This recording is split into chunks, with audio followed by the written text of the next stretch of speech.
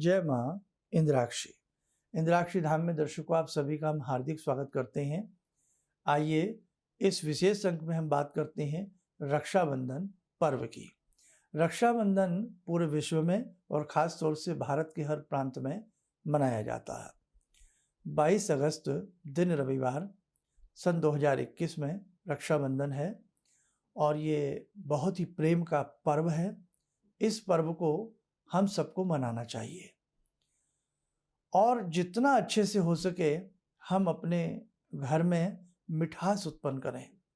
भाई और बहन का प्रेम अद्भुत प्रेम होता है। सत्य सनातन धर्म में अनेकों ऐसी विशेषताएं हैं जो आपको कहीं नहीं सुनने और देखने को मिलेंगी। एक ऐसा दिन आता है जिसमें भाई अपनी कलाई को बहन के सामने करता है, मुट्ठी बंद होती है और बहन उस कलाई पर एक ऐसी प्रार्थना करते हुए, एक ऐसी भगवान से संकल्प शक्ति करते हुए एक ऐसा रक्षा सूत्र भाई की कलाई पर बांधती है कि मेरा भाई सलामत रहे, किसी तरह की मेरे भाई को दिक्कत ना आए, मेरे भैया आप खूब फूलें और फलें। एक ऐसी विशेष प्रार्थना बहन अपने भाई के लिए करती है। इतना सुंदर पर्व आप पूछिएगा मत। और मैं इसमें शुभ मुहूर्त क्या रहेगा वो भी बताऊंगा 22 अगस्त का। वैसे तो परम पूज्य गुरुदेव ने एक बात कही है कि शुभ कर्म के लिए शुभ मुहूर्त भी इतना मायने नहीं रखता है ना। दिल अच्छे हों, दिल मीठे हों, लेकिन फिर भी बहुत लोग इस राहु काल आदि को छोड़ना चाहते हैं, तो मैं आपको इसके लिए शुभ समय भी, शुभ मुहूर्त भी 22 अगस्त को क्या रहेगा वो भी आपको बताऊंगा। इसके पीछे सनातन धर्म में बहुत सारे प्रसंग हैं रक्षाबंधन को लेकर के, लेकिन मैं यहाँ एक छोटी सी एक इस व्रत को लेकर के इसके पीछे क्या कथा है वो मैं आपको एक छोटी सी सुना रहा हूँ और बता रहा हूँ। असुरों से 12 वर्षों तक संग्राम हुआ इंद्र आदि का, और उसमें क्या हुआ कि इंद्र आदि की पराजय हुई।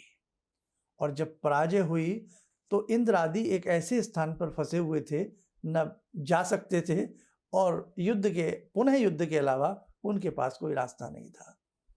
उन्होंने बृहस्पति देव के पास गए और बृहस्पति देव से सारी की मन की जो भी बातें थी कि भाई हम ऐसे ऐसे इतने लंबे समय से युद्ध चला और इस युद्ध में हम, हे बृहस्पति देव, हमारी पराजय हुई है। वो अपने मन की बातें कर रहे हैं बृहस्पति देव से। भगवती इंद्राणी ये सब बातें सुन रही हैं और भगवती ने जब ये सारी बातें सुनी कि देवताओं की पराजय हुई है, असुरों की विजय हुई है, भगवती बोली कि इंद्र आप चिंता ना करें, कल सावन के महीने की पूर्णिमा है, यानी कि स्वावर्णी पूर्णिमा है, और मैं आपको एक ऐसा रक्षा सूत्र, यानी कि जो धागा हम बांधते, मैं एक ऐसा रक्षा सूत्र आपको मंत्र पूरित करके दूंगी। आप स्वस्ति वाचन के माध्यम से उसे अपनी कलाई पर बांधना, आपकी विजय होगी। और वही हुआ कि भगवती ने एक ऐसा रक्षा सूत्र इंद्र की कलाई पर बांधा, मतलब उनको दिया, स्वस्ति वाचन किया गया और उसके बाद उनकी कलाई पर वो बांधा गया। असुरों का जहाँ बोलबाला हो रहा था, जहाँ असुरों की विजय हो रही थी, वहीं असुरों की पराजय हुई और इंद्र की जीत हुई, देवताओं की विजय हुई। अब देखो इस धागे में कितनी सच्चाई होती है। उसके साथ साथ देखा जाए, जब हम घर में कोई अनुष्ठान कराते हैं, पूजा कराते हैं, तो ब्राह्मण जी आते हैं, पंडित जी आते हैं, छोटी पूजा हो, बड़ी पूजा हो, कैसा भी अनुष्ठान क्यों ना हो, मंत्र पढ़ते हुए हमारी कलाई पर धागा बांधते हैं ना, पंडित जी बांधते हैं ना, तो उस धागे में भी हमारी रक्षा छिपी होती है। इसको कहते हैं रक्षा सूत्र। और ये रक्षा सूत्र से ही क्या बना, रक्षा बंधन। बहन अपने भाई की कलाई पर एक ऐसा रक्षा का बंधन बांध देती है कि भैया तुम चिंता मत करना, हर क्षेत्र में तुम्हारी विजय होगी, तुम्हारे धन में वृद्धि होगी, तुम्हारे स्वास्थ्य में वृद्धि होगी और हर तरह की अष्टलक्ष्मी की समृद्धि, हे भैया, तुम्हारे संग रहेगी। बहन की ऐसी प्रार्थना किस धर्म में हो सकती है? सनातन धर्म में हो सकती है। सभी धर्म अपनी जगह अच्छे हैं, लेकिन हम अपने धर्म को यदि बारीकी से पहचाने तो बहुत लोग कह देते हैं न जाने क्या क्या, कितने तीज आते हैं, कितने त्योहार आते हैं। हर त्योहार एक संदेश देता है। तो क्या ये संदेश नहीं कि एक बहन अपने भाई के लिए कितनी बड़ी प्रार्थना करती है। मैं अपने सभी उन बच्चों से, सबसे मैं ये प्रार्थना करता हूँ कि कई बार परिवार में छोटी छोटी बातों को लेकर के मनमुटाव हो जाते हैं। तो देखो, 22 अगस्त के दिन कोई मनमुटाव नहीं रखना। सभी भैया अपनी बहनों से प्रेम से राखी बंधवाना, प्रेम से उनकी ये प्रार्थना स्वीकार करना। आपके लिए ये रक्षा सूत्र ऐसा कार्य करेगा कि जीवन के हर क्षेत्र में आपकी रक्षा होगी। बहन आपसे पैसे नहीं चाहती, कोई बहन किसी भाई से पैसे नहीं चाहती। बहुत लोग ऐसे ऐसे मैसेज बना देते हैं और वो पता नहीं क्या टिकटॉक पिकटॉक क्या क्या ये चीज़ें बेकार की हो गई हैं कि उसमें फुहड़ता ला देते हैं, मजाक बना देते हैं। मजाक ऐसी चीज़ों को आपको नहीं देखना है, ना ही ऐसे मैसेज किसी को फॉरवर्ड करने हैं। इस प्रकार की वीडियो ध्यान रखें, ये हमारे धर्म को मजाक बनाने का प्रयास है। क्या बहन भाई के पैसों के लिए उसके हाथ पे राखी बांधती है? मेरी बच्चियाँ बहुत मेरा ये कार्यक्रम सुन रही हैं, ऐसा नहीं है। बहन राखी बांधती है, भाई से प्यार करती है। जिस माँ की कोख से उस भाई ने जन्म लिया है, उसी से बहन ने जन्म लिया है। बहन के दिल से पूछो कि कैसे वो अपने पिता के घर को छोड़ करके पराई नगरी चली जाती है। भाई वहीं रहता है, तो क्या उस घर से उस बहन का मोह छूट सकता है? कभी नहीं छूटता। इसलिए हमारे ऋषियों ने ऐसी ऐसी परंपराएं बनाई कि आप कितना भी रिश्तों को तोड़ने का प्रयास करें, लेकिन ये रिश्ते इतनी आसानी से टूटने वाले नहीं हैं। ये धागे इतने कच्चे नहीं हैं। बहन वर्ष में चाहे एक दिन आपके पास आए, लेकिन बहन आएगी, ये आपको बुलाएगी। आपकी हथेली पर वो ऐसा धागा बांधेगी कि ये प्रेम का धागा है, ये वात्सल्य का धागा है, ये आपकी सुरक्षा का धागा है, ये जीवन जन्म जन्मांतर तक एकता के सूत्र में पिरोने वाला धागा है। इसलिए ध्यान रखें, फुहड़ता को स्थान ना दें। हमारे धर्म में बहुत लोग ऐसे विरोधी हैं जो नाना भांति की इस प्रकार की ऐड विज्ञापन बना करके हमें नीचा दिखाने का प्रयास करते हैं। हमारे ऋषियों का मंतव्य क्या है कि भाई बहन में प्यार बना रहे। क्या ये बुरा है? अगर बहन भाई के पास जाकर के उसके लिए प्रार्थना करे, उसके हाथ पर धागा बांधे, माथे पे तिलक लगावे, मिष्ठान से मुंह मीठा करे, क्या ये बुरा है? और भाई अपनी सामर्थ्य से अपनी बहन को जो भी उससे बन सके वो उसको दे, क्या ये बुरा है? आज परिवार टूटते जा रहे हैं, आज प्रेम बिखरता जा रहा है। इस बहाने से रक्षाबंधन आता है तो भले ही कितना मनमुटाव हो, लेकिन भाई के मन में आ ही जाता है कि भाई परसों को रक्षाबंधन है भाई, तो क्या ये बुरा है? इसीलिए हमारे ऋषियों की परंपराओं ने ऐसी ऐसी चीज़ें बनाई हैं कि साहब जवाब नहीं। खैर, अब आइए मैं आपको तरीका बताता हूँ, एक शुभ मुहूर्त भी बताऊंगा। बहन क्या करें जब भाई की कलाई पर राखी बांधें, एक तस्तरी में स्वास्तिक बना लें, उसके ऊपर राखी को रखें और गणपति का कोई भी मंत्र पढ़ें, फूल चावल उस धागे पर, उस राखी पर, उस पौंची पर, अपनी अपनी भाषा में सब अलग अलग बोलते हैं, उस पर रखें। और यदि आपको बाजार से कोई ऐसी राखी ना मिले तो भले ही चाहे आप धागा जैसे हमने बांधा हुआ है, ये रक्षा सूत्र है, ये बहुत बड़ा रक्षा सूत्र होता है। इसको आप भाई की कलाई पर प्यार से बांधें और उसको आप फूल चावल आदि चढ़ा करके प्रणाम करें और यही भावना करें कि ये धागा नहीं है, ये एक ऐसा रक्षा कवच मैं भाई की कलाई पर बांधने जा रही हूँ कि मेरे भैया की हमेशा सुरक्षा हो, मेरे भैया का प्यार हमेशा मेरे मन में जीवित बना रहे और भाई के मन में भी बहन के प्रति प्रेम जीवित बना रहे। कई बार माता पिता संसार से विदा हो जाते हैं तो कम से कम इस बहाने भाई बहन मिल तो लेते हैं। क्या ये परंपरा मजाक करने लायक है? सोचो। इसीलिए बेटा बहुत अच्छे से इस रक्षाबंधन को मनाना, ये प्रेम आपका है ना। बहुत बच्चों की आज माँ नहीं है, आज पिता नहीं है, तो बहन भी एक माँ का रूप ले लेती है। ये वास्तविकता है, हाँ ये वास्तविकता है। इसीलिए भाइयों से भी गुजारिश है कि वही मान सम्मान रखना जो बहुत अच्छा होना चाहिए। आपकी बहन आपके पैसों की भूखी नहीं है, वो आपके सम्मान, आपके प्रेम की भूखी है। बस ये चीज़ मन में रखना और इस रिश्ते की डोर को जीवन में कदापि कमज़ोर मत होने देना। अब आइए, आपने वो थाली में रखा, थोड़ा मिष्ठान रखें, तिलक वगैरह रखें और स्वास्तिक के ऊपर वो रखें, जिन्हें स्वास्ति वाचन आता है, हरि ओम गणानाथ त्वा गणपति, वो पढ़ लें। नहीं आता कोई बात नहीं, बस वैसे ही भगवान गणपति का ध्यान करके, हे विघ्न विनाशक, किसी प्रकार का विघ्न इस परिवार में मेरे भैया को किसी भी तरह का कोई विघ्न ना आए, और उसके बाद आप राखी बांधें। आइए समय नोट करें, 22 अगस्त का रक्षाबंधन का। दिन के चौघड़िए के हिसाब से हम समय बता रहे हैं, आप लोग नोट करें। प्रातःकाल 9 से 10:30 के बीच ये लाभ का समय है, इस समय बहुत अच्छा रहेगा। दूसरा समय नोट करें, 10:30 से 12 बजे दिन के, ये अमृत की घड़ियां हैं, ये भी बहुत अच्छी हैं।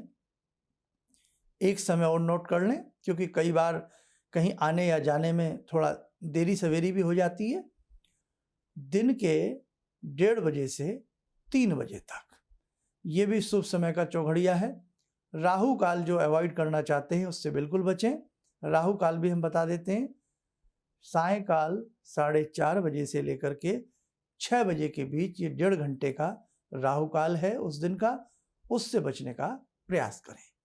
तो हमने आपको ये शुभ मुहूर्त बता दिया है, इसको आप ध्यान में रखते हुए अपना रक्षाबंधन का अच्छे से हंसी खुशी के साथ अपने पर्व को आप लोग मनाएं। इसी के साथ साथ आज और एक चीज़ मनाई जाती है जिसका बहुत लोगों को नहीं मालूम है, श्रावणी उपाकर्म। ये क्या होता है श्रावणी उपाकर्म? ये जिस समय आज भी बहुत जगह गुरुकुल वगैरह में होता है कि जिस समय हम अपने शिष्य को जो वेदों का अध्ययन कराया जाता था उसके प्रारंभ के लिए, और यज्ञोपवीत जो हम जनेऊ आदि पहनते हैं उसको जब बदला जाता था, तो ये उपाकर्म का एक कर्म होता था, और ये श्रावण शुक्ल में ही पूर्णिमा के दिन ही इसको किया जाता था। आइए इसके बारे में थोड़ा सा आप समय निकाल करके जान लें। श्रावणी विशेषकर ब्राह्मणों अथवा पंडितों का पर्व है। वेद पारायण के शुभारंभ को उपाकर्म कहते हैं। इस दिन यज्ञोपवीत के पूजन का भी विधान है। इस उपाकर्म में सर्वप्रथम तीर्थ की प्रार्थना के अनंतर वर्ष भर के जाने अनजाने में हुए पापों के निराकरण के लिए प्रायश्चित रूप में हिमाद्री स्नान संकल्प करके 10 विध स्नान करने का विधान है। इसके अनंतर ऋषि पूजन, सूर्योपस्थान, यज्ञोपवीत पूजन तथा नवीन यज्ञोपवीत धारण करने की विधि है। ये खास तौर से ब्राह्मणों के विद्या अध्ययन में, वेदा अध्ययन में ये एक विशेष प्रकार का इसमें पूजन आदि किए जाते हैं।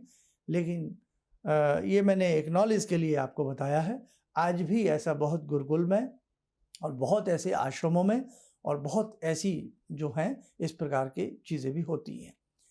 हमारी सभ्यता में, हमारे धर्म में ऐसी ऐसी बातें हैं जो अभी एक बात नहीं है, लाखों हजारों बातें आपके लिए जानना बाकी है। इसलिए ध्यान रखना, आपको जागना है, आपको सजग रहना है। कोई भी ऐसा व्यक्ति नहीं होना चाहिए जो इस प्रकार की कोई भी अनगढ़ बात हमारे धर्म के प्रति कर दे और उसको हम भी हंसी मजाक में लेकर के, ऐसे बहुत मैसेजेस आते हैं, ऐसे बहुत छोटी छोटी वीडियो व्हाट्सएप पे आती हैं, रक्षाबंधन को लेकर के मजाक बना दिया जाता है। तो मेरी आपसे यही अपील है कि ऐसी जो भी आपके पास वीडियो आती हैं जो हमारे किसी भी चीज़ को मजाक बनाती हैं, उनको आप डिलीट करेंगे और जो आपको भेज रहा है, अगर आप में बहुत अच्छा एक अपने धर्म के प्रति मन है, उनको बोलिएगा कि भाई साहब आपको शर्म नहीं आती, इस प्रकार की चीज़ें आप एक दूसरे को भेज रहे हैं, ऐसी चीज़ें किसी को फॉरवर्ड नहीं करेंगे। बस यही आपको संकल्प लेना है। और मेरी तरफ से भाई मेरी तो बहुत सारी बहनें हैं, ऐसी लाखों हज़ारों बहनें हैं जो मुझे सुनती हैं, बहुत प्रेम करती हैं। तो मेरी तरफ से अपनी सभी बहनों को मैं नमन करता हूँ, प्रणाम करता हूँ। और आपका शुभ आशीष मुझे भी चाहिए और हमारे धाम को भी आपका शुभ आशीष चाहिए।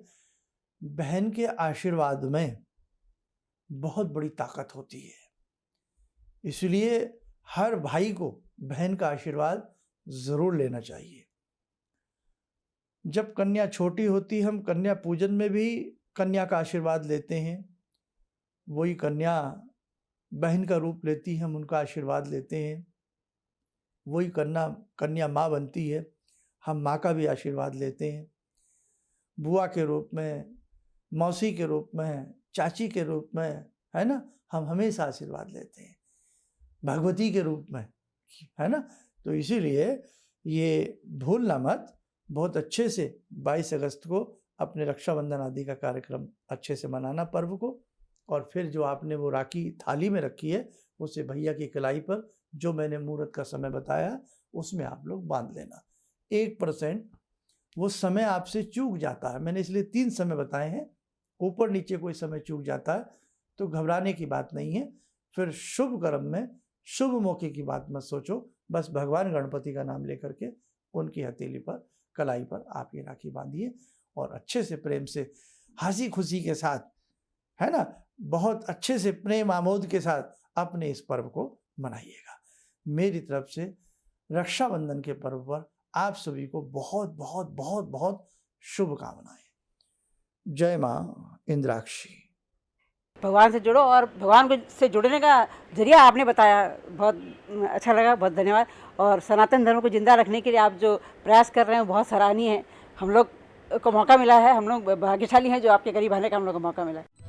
किसी भी समस्या के समाधान के लिए मिले प्रसिद्ध हस्तरेखा एवं वास्तु विशेषज्ञ प्रोफेसर धर्मेंद्र शर्मा जी से। नोट: शिविर में भाग लेने हेतु एवं व्यक्तिगत रूप से मिलने के लिए कॉल करने का समय सुबह 10 बजे से शाम 6 बजे तक। हमारे विभिन्न ज्ञानवर्धक कार्यक्रम देखने के लिए आप हमें अभी सब्सक्राइब करें, बेल आइकन को प्रेस करें ताकि आप देख सकें हमारा कार्यक्रम सबसे पहले। और अधिक जानकारी के लिए फेसबुक पेज को लाइक करना न भूलें।